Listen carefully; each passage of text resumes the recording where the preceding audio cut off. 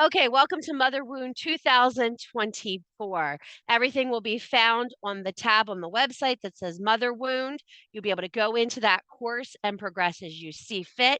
The first section will totally be this PDF, this replay of this Zoom, and then you will see some additional workings that are going to flow in there through the first waxing moon phase. Okay?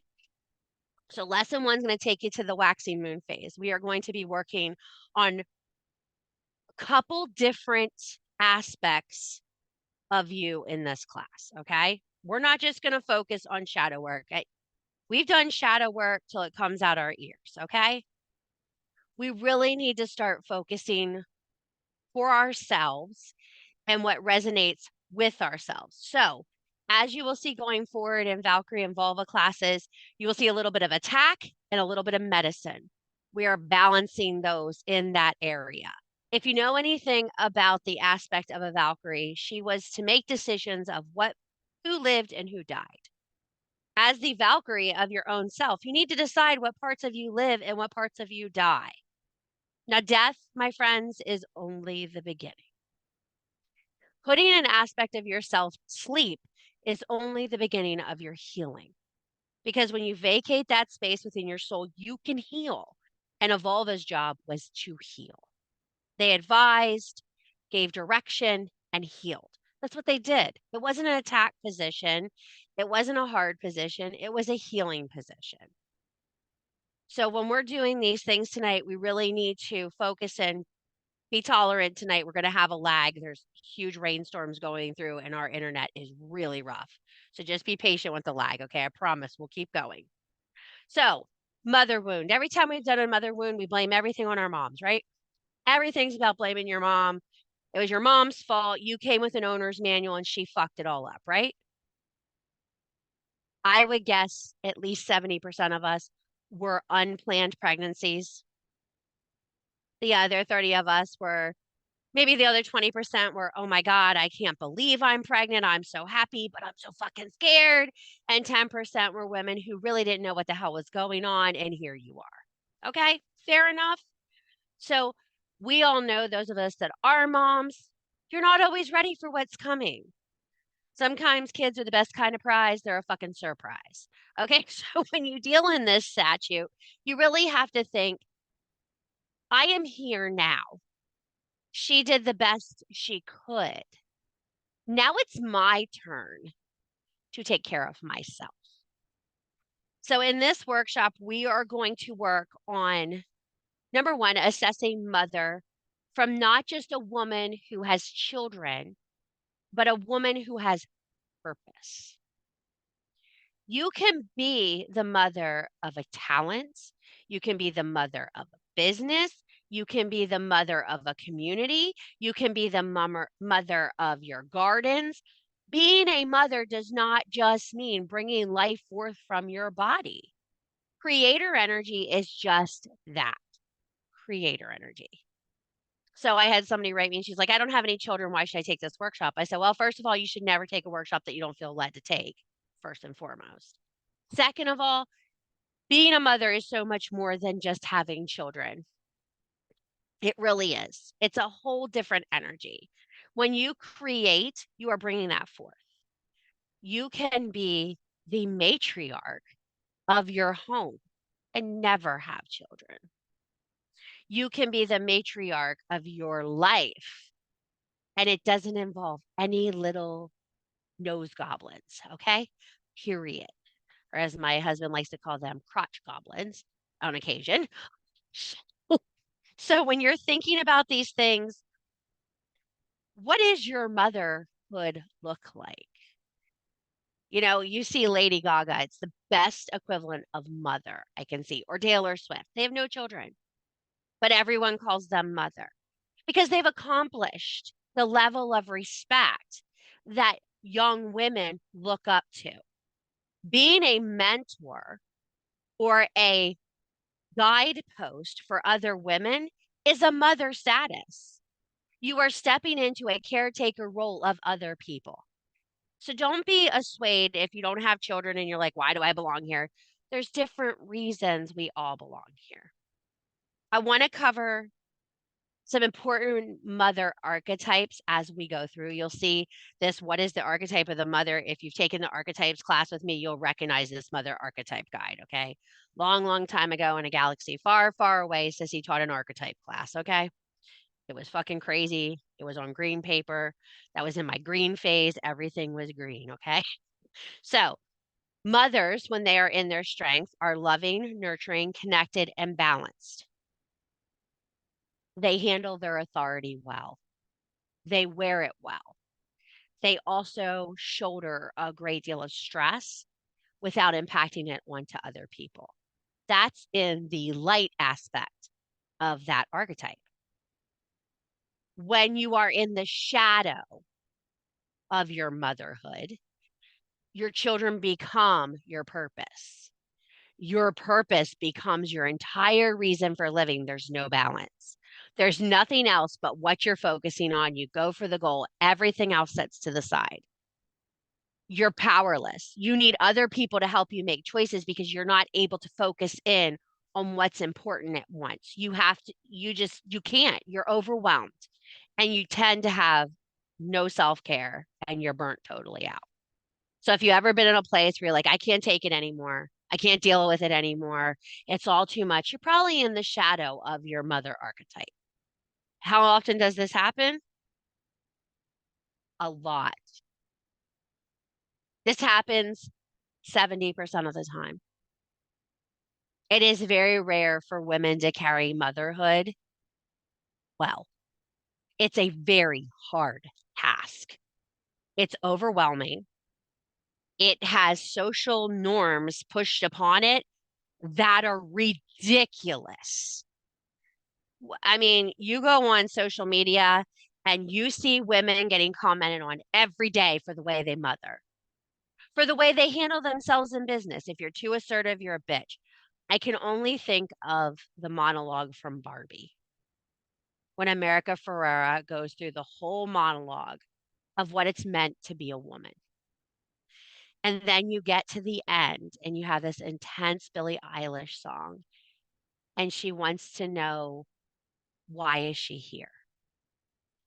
She remembered all the happiness she had and all the joy she had, and she can't remember why.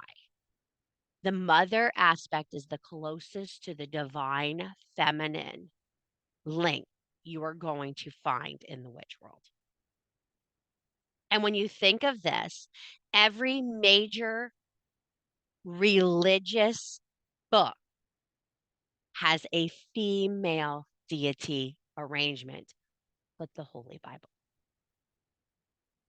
There were, in fact, 3 women removed from the Holy Bible, and one of them was Sophia, thought to be one of the original companions of Yahweh. In some faiths, they believe she was the creator of Yahweh. So when you look at this, the only faith that has totally pulled out the divine feminine and hedonized her is Christianity. Every other belief system holds the feminine sacred. We are one nation under God here in the United States of America. Sorry, I'm going to put it out here. Women are not praised, prized, and held in a sacredness. We're not going to solve that today. Okay? That is a problem to put up on our altars and work at, put in our manifesting boxes, and move towards a better future for the young ladies that are coming behind us. We're not going to solve that today. Never. Because as long as we're fighting one another, we're never going to solve that problem because our eyes isn't on the prize. Okay? You know, I love that line in Willy Wonka where Violet's mom says, eyes on the prize, Violet, eyes on the prize. Little girls are taught to compete with one another to win. What if we linked hands and when someone fell, we pick them up? What if we don't like someone, we don't have to assert our viewpoint on them, we walk by? What if we alter the way we interact in the divine feminine and handle ourselves with dignity and grace. Not everything has to be an altercation. Not everything has to be difficult. Not everything has to be a gaping fucking menace of a wound to deal with. Handle your own shit or stay out of the pit. That is the rock and roll philosophy of the mosh pit. If you cannot handle your shit, stay out of the pit. Can't handle people touching you. You can't handle a social situation. Don't put yourself in the situation. If you know it's a wound for you, work on yourself. Put the gas mask on yourself before you put it on someone else. Okay? We are a entire community of look at her, look at her, look at her, look at her, look at her. And nobody's looking at themselves.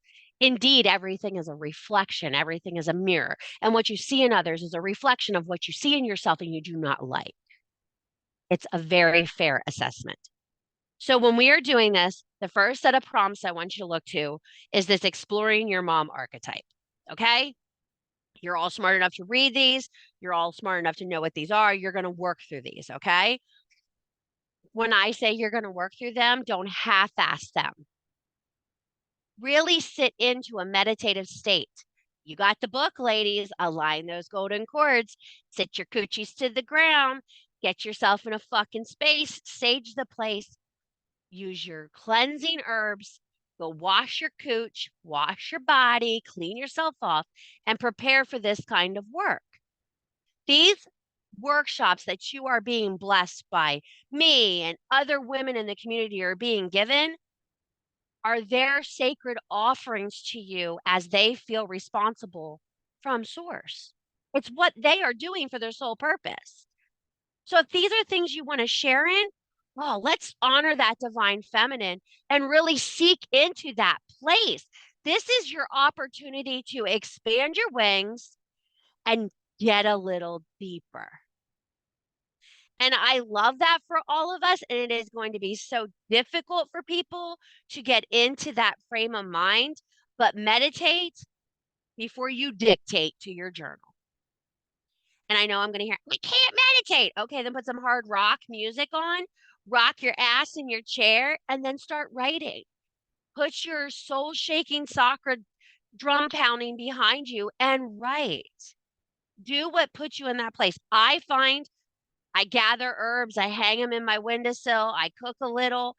I'm in a better place to write because my soul is finally aligned in what my purpose is. And I feel stronger for it. For those you doing the seasonal soul, you're going to be a mile ahead on that archetype, that quest. Because the seasonal soul is really giving you soul contracts and reasons to move into. These are wraparound education here. We are doing structural education at the LHC this year. Everything's pushing into it. Little did I know when fucking Feral came out, it would come out at the exact perfect time that we were in the seasonal soul. It popped. It just made sense and it aligned. And that's how things work when we're working in a pool. You got to work for your magical growth. So, the roles of the sacred mother. Okay. So, everybody's going to be like, I'm not a sacred mother. You are a sacred woman. When you step into magic, you are a sacred woman. You are taking that role on. Your body is comprised of all the stars in the sky. You have an ancestral link inside of you that's just looking to hook to the stars. You have to set yourself according to that cord so you can grab a star. You want fed, you have to go back to what you are. You are a part of all of this. So in order to get your source message, you got to align to get to source. That means owning your shit, my damn, and that is going to be a lifelong purpose. It is never going to end. It is never going to get better. You're going to have moments you're like, I'm a dick, and you're going to have to reassess why you are that person. And it's going to take you a little while, and you're going to move through it, and you're going to have moments, but overall, it should be a win. Okay? So there is the matriarchal position where she is in charge of everything. The queen archetype, dare I say. The guardian. She guards the legacy.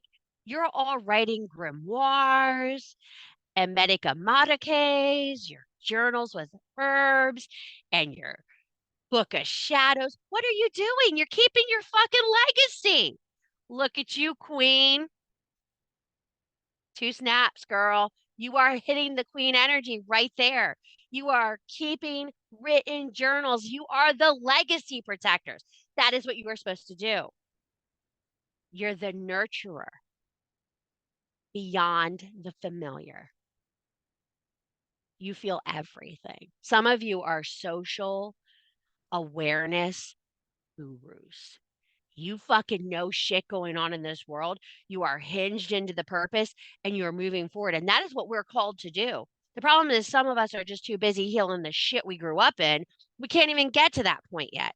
The goal is to get your shit together and then go help other people. That's how it's supposed to work. And leading light in the shadows. You are a source to walk through your life, letting it behind and seeking the greater good. Okay? Fair? Cool. Now we're going to talk about something as the sacred mother that nobody wants to talk about. Being your own sacred mother is being responsible for how you are loved. Now, everybody's sitting here going, fuck you, sissy. This is where I sign out. Might be. This might be the hard part because we're going to tackle a really big wound in this workshop.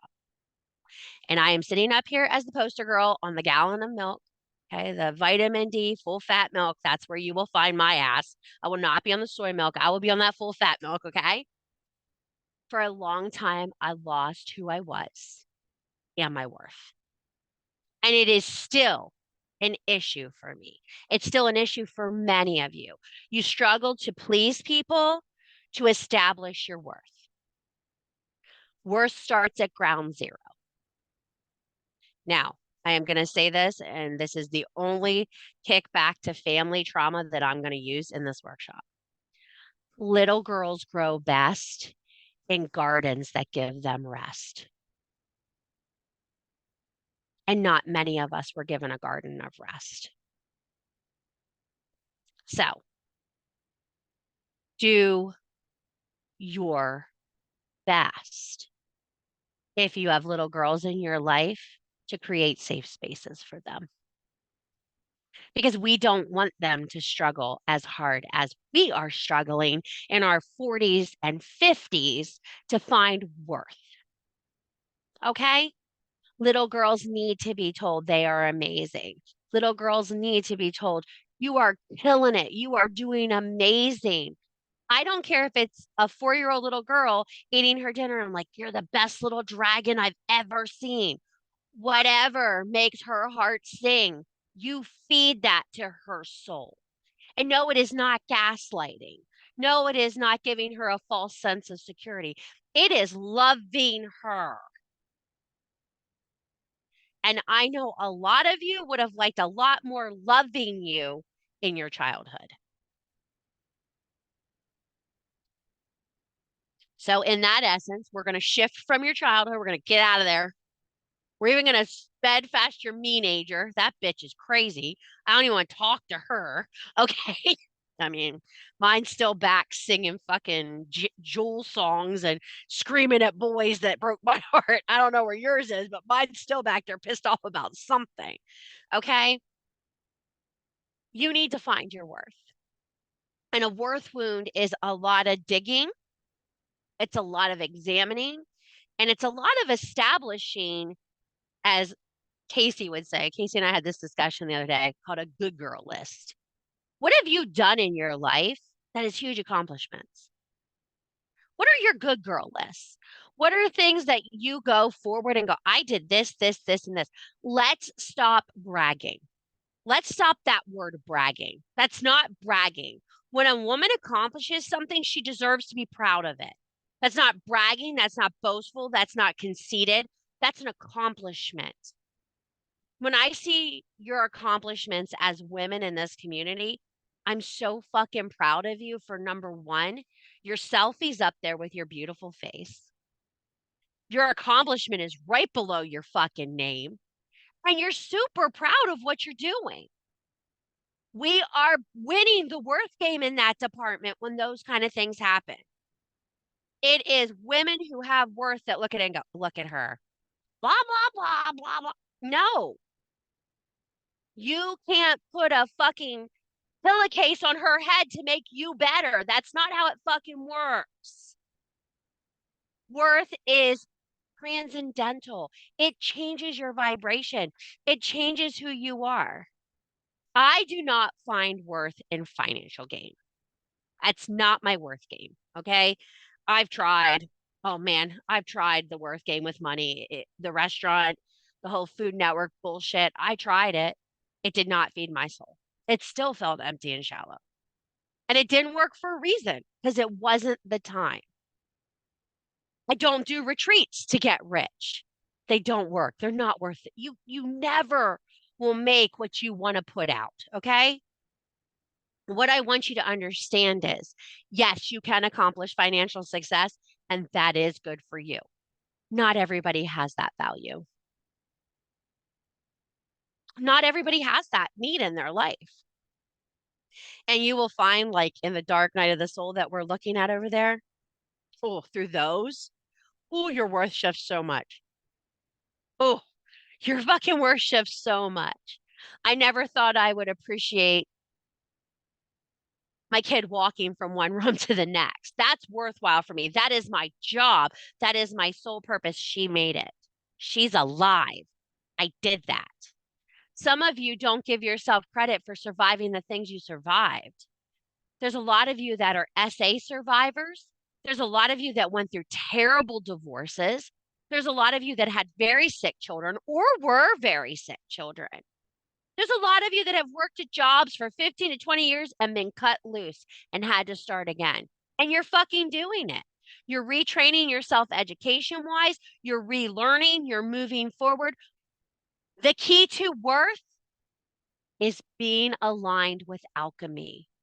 What are you willing to do to shift yourself into the new resonation? And the new resonation is going to be difficult if you can't love yourself. Mother wounds are little girls. End of story. Has nothing to do with mommies. You're stuck in little girl. You're stuck in needing someone to tell you how great you are. You're stuck in needing the outside validation. You're stuck in all those things looking for someone else to help it. Some of us were raised in really bad situations, but we persevered. Okay? And it's not our parents' fault. They did the best they could with the tools they had. A lot of our parents were not raised in open homes where they discussed emotions and they discussed consequences. Shut up or you're getting beat. That's how most of our parents were raised. Because our parents are in their 60s to 70s now, some older. Some of us don't have our parents anymore. So there's not even that to look at. Okay? So let's take little you, get her out of there, and be like, listen, you're beautiful and amazing and wonderful, but now you're a big girl. And as a big girl, these are the things we value and these are the things we need. So, what are you going to create using this new worth for yourself? You have this focus on creator energy within. All of you want to make something new. This is where you write your I have a dream statement. What is your dream? What? Don't make me sing the Disney song because I will fucking do it. Rapunzel. I have a dream. I have a dream. How many of you have knocked off your bucket list? At least 2 or 3 things on your bucket list. That's fucking important. Those moments are important. And if you knock off all your bucket list, write a fucking new one. If you're here long enough to get another bucket list, bitch, you're winning. That's really fucking good. You got a good well that you're dipping from. If your bucket can go back down and come back up with a new list. Stop feeling sorry for yourself. Take the wins. Take the successes. Learn from the failures. Because all the failures is what didn't work. Move on and persist. Persistence is the recipe of success, period. When you go to source in the third week of this class and you do your meditation to go to source, and this is going to be a meditation like I ain't never fucking gave out.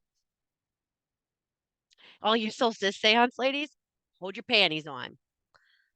This is going to be intense. I'm going to ask you to touch your ancestor line. I'm going to ask you to look for resonations of yourself. I'm going to ask you to do divination. I'm going to ask you to prepare before you do this meditation. We're not just going to go in fucking raw dog in a meditation. We're going to prepare for it, okay? Some of y'all raw dog in this shit. You're like, oh, Mr. Do all this shit in one night. You cannot raw dog this shit. You're going to get sore. Your coochie going to get sore from hitting the floor. I guarantee you. Because you're going to be putting that bitch down and grinding it pretty hard and getting it set to do this work. We are going to work on aligning those cords. Your bond to memory work is going to be tight in this class. We are going to pull memories to utilize in your meditation. You're going to guide your meditation with your bond to memory. You're all like, fuck you. That's where we're going. Because I didn't write a book not to use it, right? Just say it. Why would I write it if I wasn't going to use it? Spirit, source, alignment. These are the keys to divine feminine. Your mother wound is your divine feminine wound. Ooh. How bad did that just hurt? Because I know when I wrote it the first time at 2:00 in the morning, I wanted to throw up. A divine feminine wound is huge. It's where you don't think you're worthy to step into source. If you are wounded at the mother level of your archetype, source contact is going to be difficult. And how many of you tell me, I got this far and I can't go any further? I get this far and I can't go any further. I get pulled back into a memory. I can't release that resonation. Yes, you can. If you look across Dark Night of the Soul, there's going to be an aspect of that journaling somewhere in there that will help you. It's the reason these courses aren't going away. You can go back and cherry pick what works for you in them to work you forward. The craft is nothing but a big patchwork quilt where we go into every aspect of ourselves to find where it aligns. Those of you that are planners and like things very organized, I'm sorry. It doesn't work that way. When source is in control, you better have a really good seatbelt. Because that shit goes on two wheels sometimes, straight up in the air. You're just like, what the fuck? I think a lot of us don't look at the mother wound as a divine wound because it's terrifying. But it's not terrifying. It's how you patch back into your source magic. And some of you are in touch with your source magic. You don't nurture it because of fear of worth. Oh, I know what I should be doing, but I don't want to be doing that. I can't tell you how many times I've heard that. Oh, I know what my purpose is, but I don't want to be doing that. Why?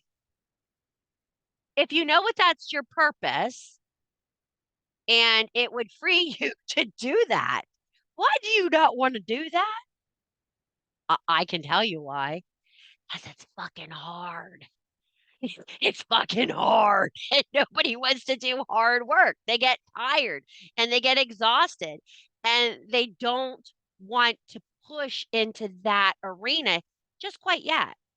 Because I remember last time I pushed into there, and boy, was it a pain in the ass, and I had a lot of stuff to do. So I'm going to ask you in your divine feminine energy to really sit and think about what divine feminine energy means to you. What does that mean to you as a woman? I gave you sacred mother energies, but I'm talking about divine feminine energy. What does it mean to you to be a woman and a witch? Those are two very unique words. You know, take mom out, mother archetype out of that. We're talking divine and woman, okay? A divine woman makes mistakes. Oh, nobody wanted to hear that, right? A divine woman avoids conflict because she knows it's going to result in her having to change something about herself. Because that conflict will give you insight into something you're not comfortable with. If there's conflict, you're obviously uncomfortable with a situation, correct? But why are you? You know, every time we have an argument with our spouse, there's a reason you're having that argument. There's an underlying reason. Fights aren't just fights. There's fuel in that fire. My husband calls it, when we fight, he says, I have this place in the back of my head called the ammunition dump. And when we're fighting and I'm not winning, I go back there and I pull a Molotov cocktail because I know that bitch will ignite the conversation. And it's usually something where he was wrong. But don't ever tell him I said this, but there's very few times he's wrong about situations. Don't ever, any of you fucking tell him that, you're out of this circle. I'll never talk to you again. Okay. But there's very few times he's wrong about things because he's very logical. Okay. But there are like 3 things that I know if I bring them up, ooh, he's going to be so pissed. So if I'm losing, I will bring that up. Case in point, I was never taught how to fight fairly. That's how I watched my parents fight. So for me, that conflict situation is my problem. And I notice I often who piss me off. Like if I'm something that's going to be incendiary, I'll run with it. Like, don't fucking make me throw this. Before we start this, just be prepared. My ass goes civil to ghetto in 2.2. I don't have the fight and I avoid conflict because I know my style, if that makes sense. I've learned that about myself. And I've also learned that owning my shit is better for everybody involved. If I just own my shit and walk away from it in the conflict, I'll look at him and go, "You're right. I was wrong. Whatever." And I'll go, why do you deal with it that way? Because for me, I love him enough to not do that. Lots of therapy later, I've come to this conclusion, but I did it for like 5-6 years. Okay.